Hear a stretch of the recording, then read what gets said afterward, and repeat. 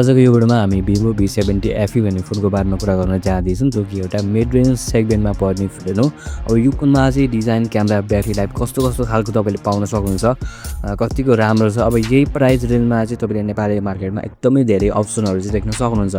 अब यो फोन राम्रो हुन्छ कि त्यो फोनहरू राम्रो हुन्छ, यदि यो फोन राम्रो हुन्छ भने किन राम्रो हुन्छ, त्यसको बारेमा पनि आजको भिडियोमा हामीले कुरा गर्न चाहँदैछौँ। सो यदि तपाईँहरू नेपाली मार्केटमा एउटा मिड रेन्ज बजेटमा चाहिँ एउटा राम्रो खालको एकदमै दामी भर्खरै लन्च भएको फोन किन्ने सोचिराख्नु भएको छ भने आजको यो भिडियोलाई लास्टसम्म हेर्नु होला। अब सबभन्दा सुरुमा चाहिँ यो फोनको डिजाइन र बिल्ड क्वालिटीको बारेमा कुरा गरौँ। यसमा चाहिँ तपाईँले एकदमै राम्रो खालको डिजाइन पाउन सक्नुहुन्छ। अब राम्रो कस्तो खालको भन्दाखेरि एकदमै स्लिम, एकदमै लाइट वेट टाइपको डिजाइन चाहिँ तपाईँले यो फोनमा पाउन सक्नुहुन्छ। यसमा चाहिँ तपाईँले 7.8 mm को थिकनेस र 190 ग्रामको चाहिँ वेट पाउन सक्नुहुन्छ, जसले गर्दा चाहिँ यो फोनलाई यदि तपाईँलाई हातमा छोप्नु छ भने तपाईँलाई चाहिँ एकदमै कम्फर्टेबल फिल हुन्छ। त्यसको साथसाथै तपाईँले चाहिँ यसमा ग्लासको ब्याक डिजाइन पाउन सक्नुहुन्छ। एकदमै क्लिन र एकदमै राम्रो, एकदमै ब्युटिफुल तपाईँले क्यामेरा मोडल पाउन सक्नुहुन्छ र कलर अप्सनहरू एकदमै प्रिमियम टाइपको पाउन सक्नुहुन्छ।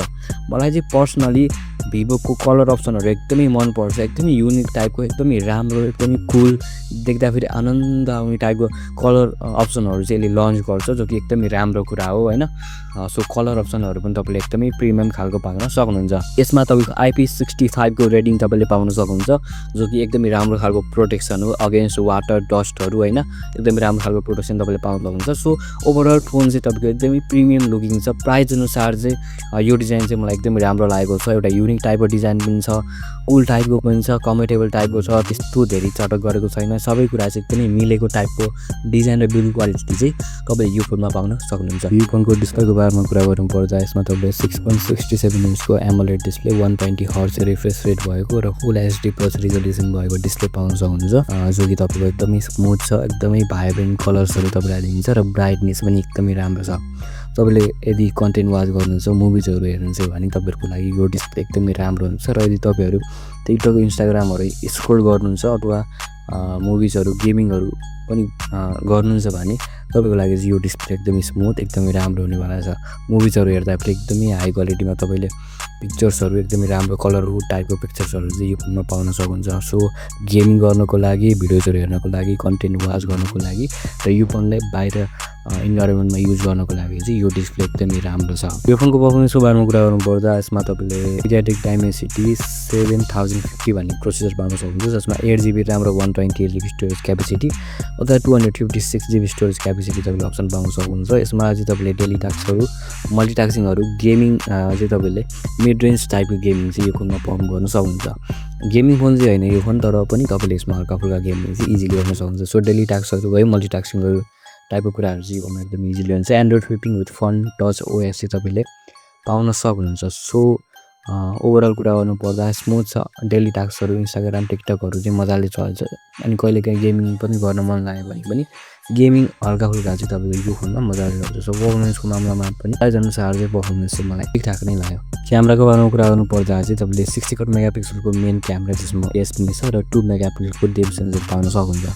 अब OIS छ भन्ने बित्तिकै चाहिँ यो फोनको क्यामेरा एकदमै राम्रो हुन जान्छ। यसमा चाहिँ तपाईँले डे लाइटमा एकदमै सार्प, भाइब्रेन्ट टाइपको हेर्न सक्नुहुन्छ। पोर्ट्रेट मोडहरू पनि छ, जसमा तपाईँको एकदमै राम्रो खालको पोर्ट्रेटहरू आउँछ। अनि लो लाइटमा पनि तपाईँको चाहिँ एकदमै राम्रोसँग यो फोनले पर्फर्म गर्छ। अब मिड रेन्ज सेगमेन्टमा चाहिँ सबभन्दा ठुलो प्रब्लम हुने भनेको चाहिँ लो लाइटिङमा चाहिँ फोनहरूले राम्रो फोटोहरू खिच्दैन। तर यो फोनमा चाहिँ त्यस्तो छैन। तपाईँले OIS पाइराख्नु भएको छ, जो कि एकदमै ठुलो कुरा हो। र तपाईँको लो लाइटिङमा पनि एकदमै राम्रो खालको फोटोहरू खिच्छ। झनै डे लाइटमा राम्रो लाइटिङमा चाहिँ तपाईँको एकदमै दामी खालको फोटोजहरू चाहिँ यो फोनमा तपाईँले खिच्न सक्नुहुन्छ। 16 मेगापिक्सलको फ्रन्ट क्यामेरा तपाईँले पाउन सक्नुहुन्छ।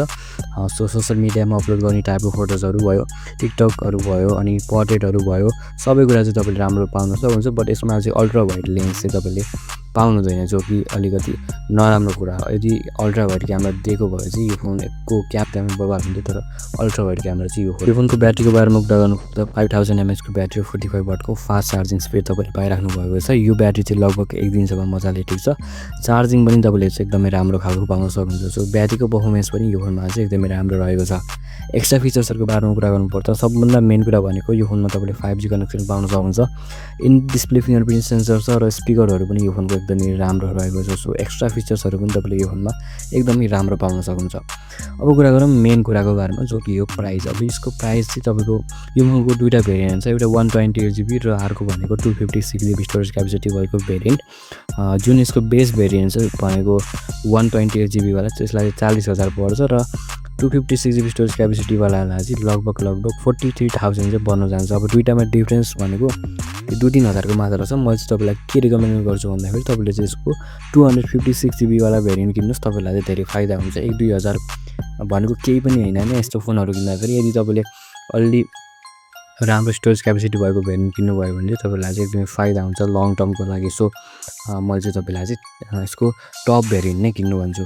अब चाहिँ कुरा गरौँ यसको राम्रो कुरा र नराम्रो कुराहरूको बारेमा। सबभन्दा पहिला चाहिँ यो फोनको राम्रो कुरा भनेको यसको डिजाइन एकदमै स्लिम छ, एकदमै हल्का छ। अर्को कुरा भनेको डिस्प्ले हो, डिस्प्ले पनि एकदमै राम्रो पाउन सक्नुहुन्छ। 120 हर्ट्ज भएको डिस्प्ले, एमोलेड डिस्प्ले एकदमै राम्रो छ।